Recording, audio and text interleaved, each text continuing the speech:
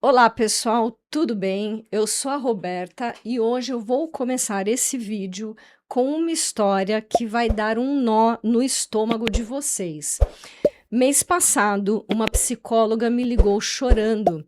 Ela tinha sido chamada para fazer uma perícia numa empresa onde um funcionário tinha tentado suicídio, deixando uma carta dizendo que não aguentava mais a humilhação diária no trabalho. Quando ela chegou lá, já ali para investigar toda essa situação, descobriu um padrão de assédio moral tão sistemático, tão cruel, que ela me disse: Roberta, eu nunca vi uma pessoa ser destroçada psicologicamente de forma tão calculada. E sabe qual foi a parte que mais me chocou? Isso vinha acontecendo há 2 anos na frente de todo mundo e ninguém identificou, ou pelo menos não quis se envolver ou identificar como assédio moral. E olha, essa história me fez refletir sobre uma coisa assustadora. Quantos casos de assédio moral estão passando despercebidos nas empresas brasileiras?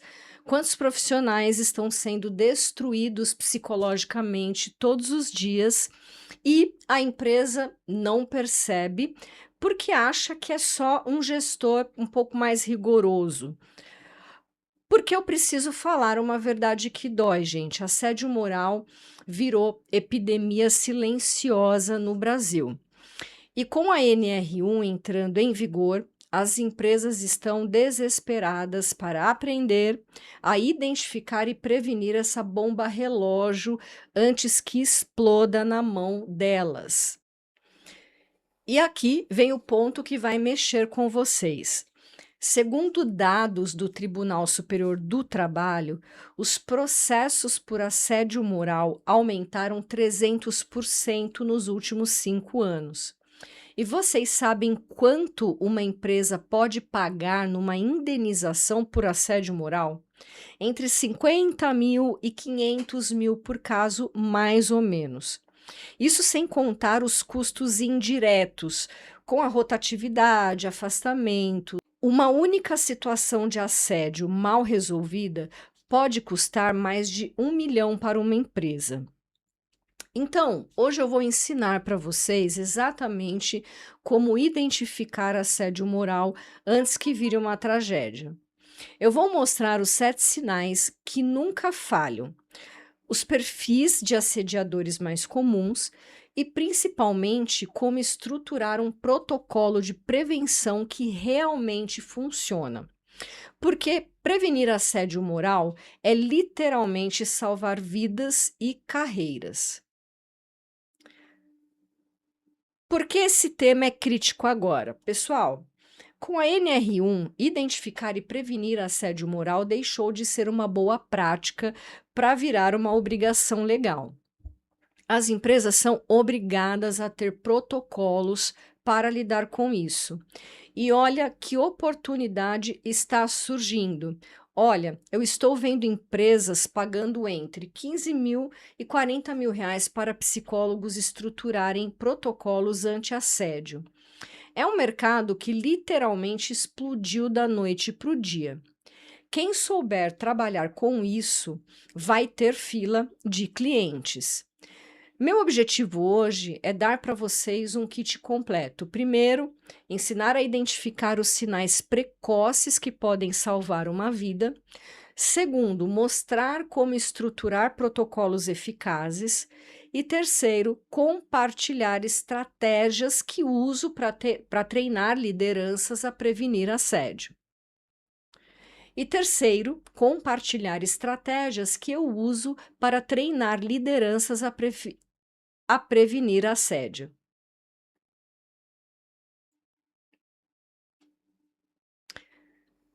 Bom, o que realmente caracteriza assédio moral? Antes de mais nada, vamos esclarecer o que é e o que não é assédio moral, porque tem muita confusão por aí. Assédio moral é uma conduta abusiva, sistemática, repetitiva, que visa humilhar, constranger ou desestabilizar psicologicamente uma pessoa no ambiente de trabalho.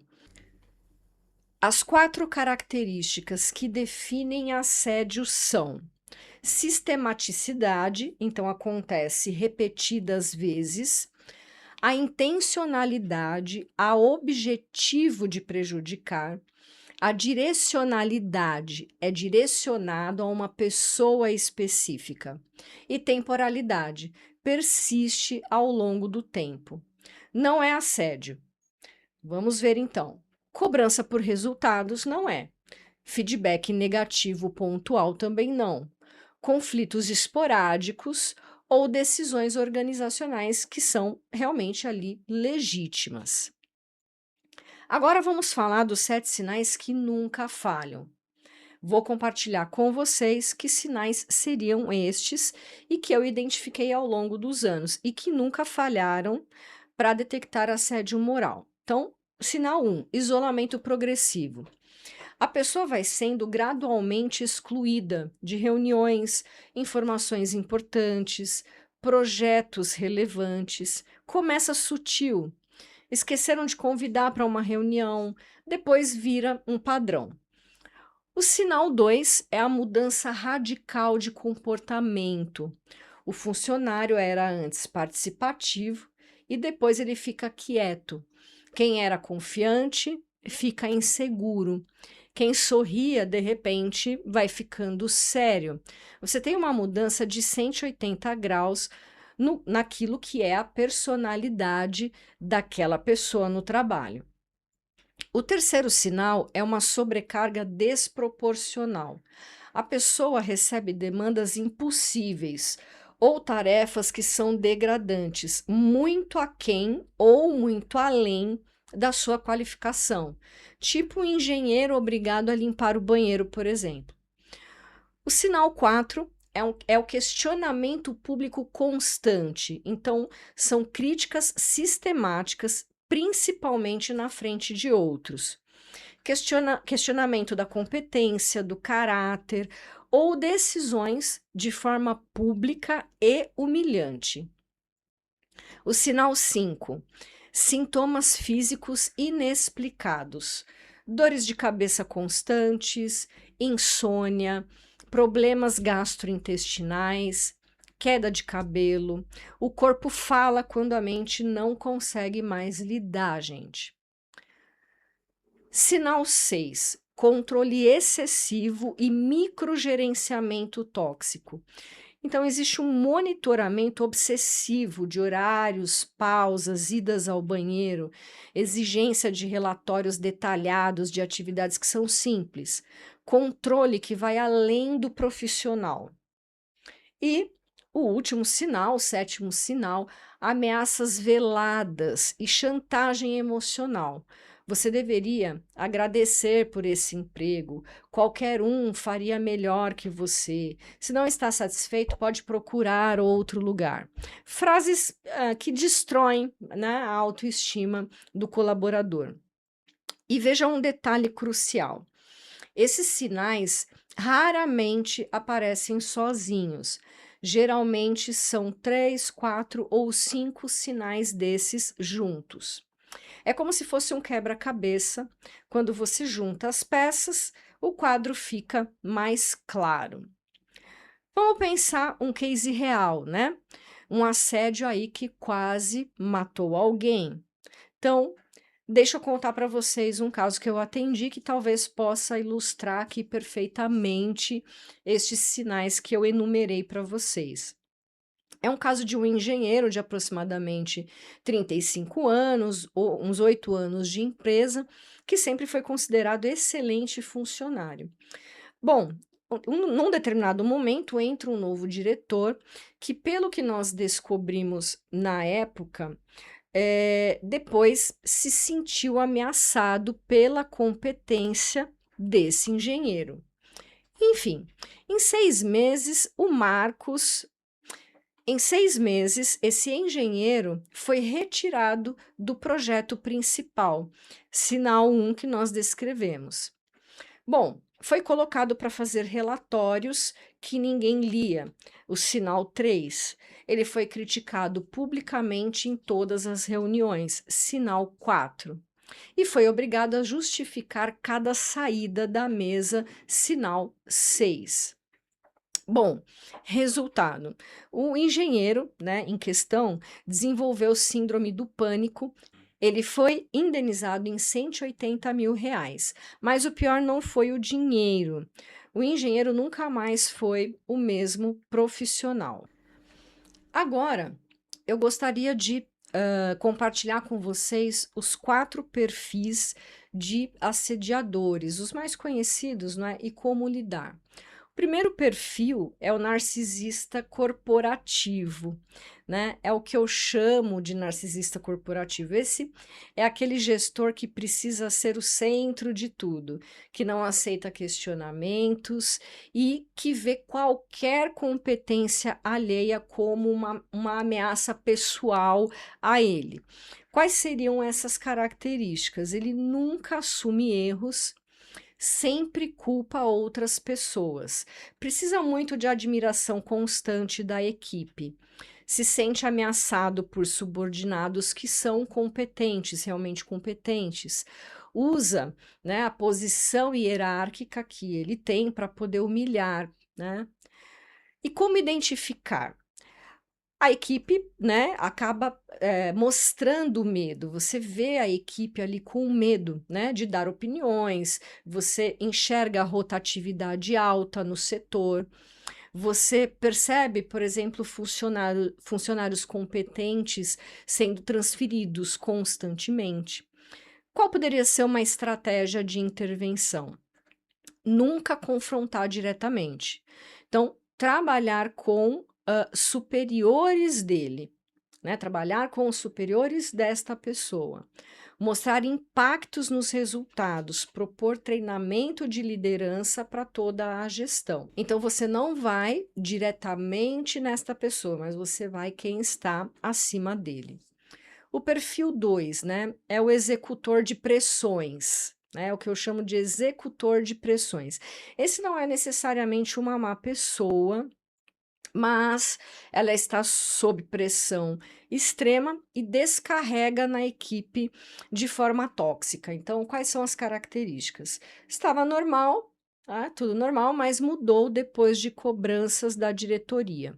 E essa pessoa repassa essa pressão de forma multiplicada. Recebe cobrança 2, repassa 8, né?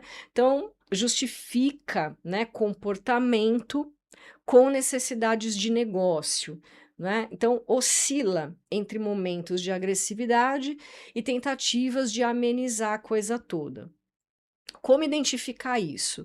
Tem um padrão sazonal, né? Então piora em épocas de fechamento, em épocas de demonstração ali de metas. Então você acaba correlacionando esse comportamento com momentos, né, de alta pressão organizacional. Então ele apresenta comportamentos diferentes também, né, em momentos diferentes da organização, mas também comportamentos diferentes com superiores versus subordinados. Um case aqui como exemplo, né?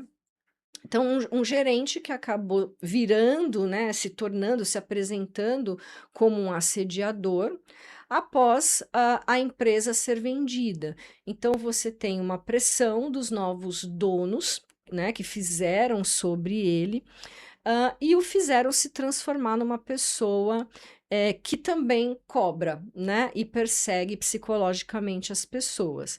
Resultado: 5 funcionários se afastaram em 3 meses, né? Um terceiro perfil é o vingativo, tá certo? É uma pessoa vingativa. Esse tem algum histórico pessoal, né? Às vezes ali com a vítima que ele persegue. Então, existe ali rejeição, inveja, competição, alguma coisa, e isso é usado, né, no poder ali hierárquico para poder se vingar. Quais características? Ali tem um foco específico em uma ou mais pessoas. O comportamento, você tem ali um comportamento normal, né, aparentemente normal com o resto da equipe. Histórico de conflito ou rivalidade anterior com esta ou estas pessoas específicas.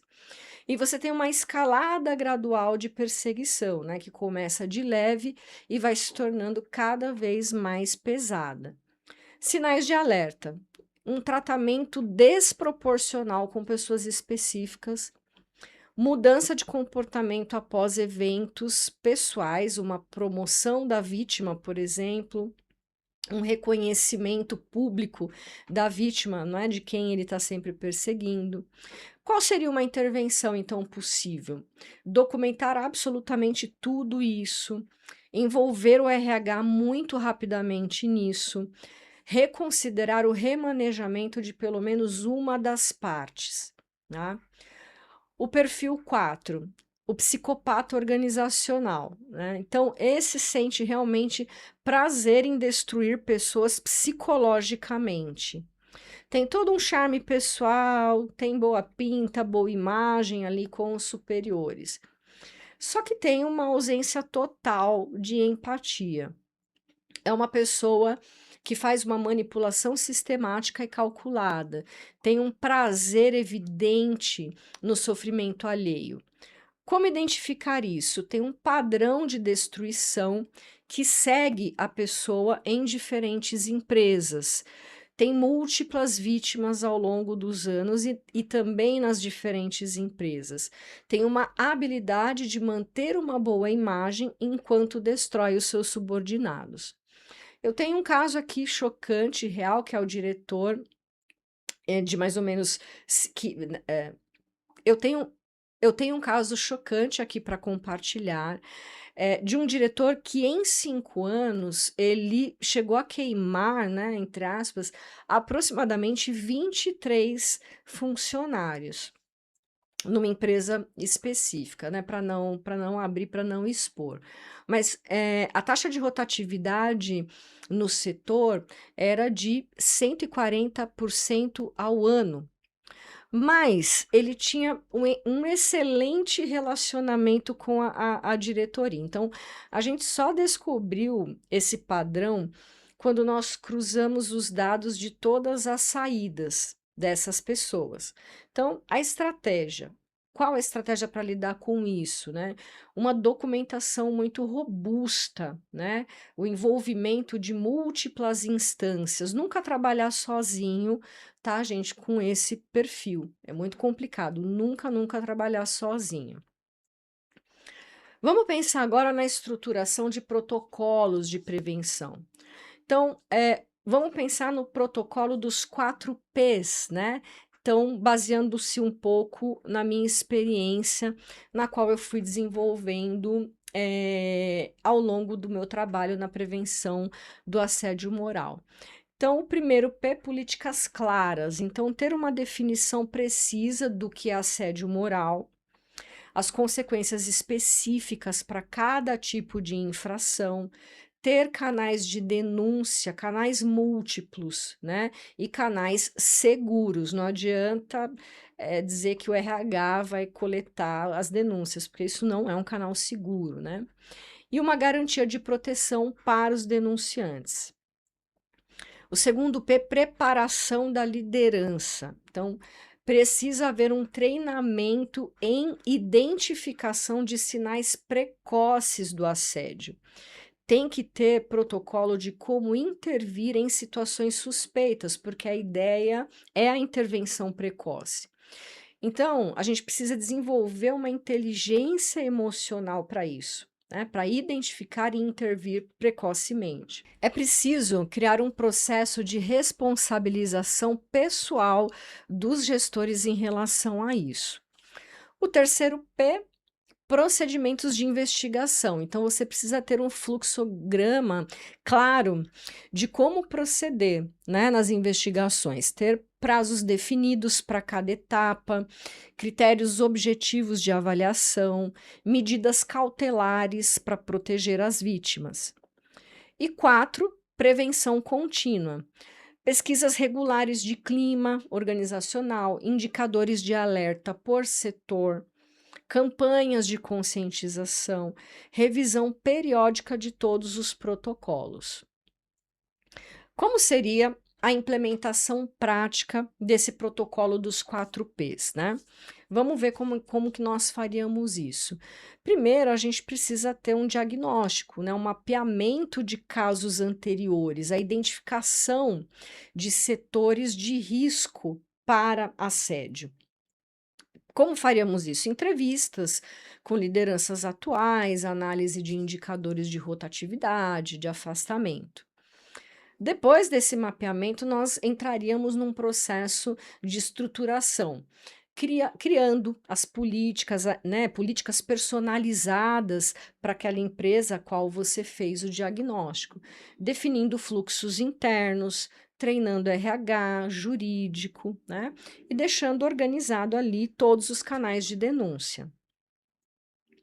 A terceira fase seria a capacitação. Então, a gente precisa treinar toda a liderança, precisa fazer workshops para todos os colaboradores.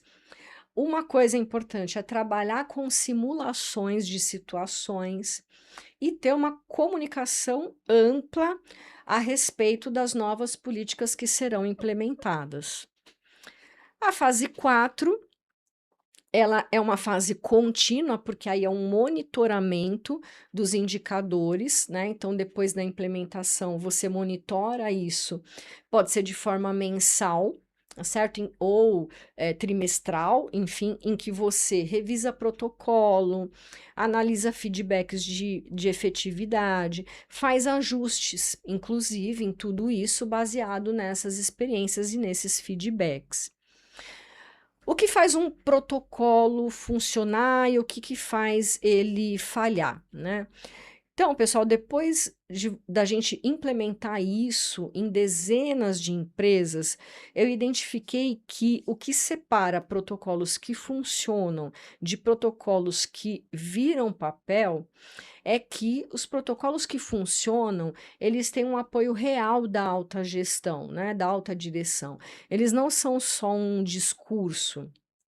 Esses protocolos, eles incluem realmente consequências claras, né? E essas consequências, elas são realmente aplicadas quando há situações de assédio. Esses protocolos também oferecem múltiplos canais de denúncia. Esses costumam realmente darem certo. Esses protocolos realmente protegem, né? Protegem efetivamente os denunciantes. Você não pode ter nenhuma falha nesse processo, porque se um denunciante não é protegido, você destruiu toda a credibilidade do seu protocolo.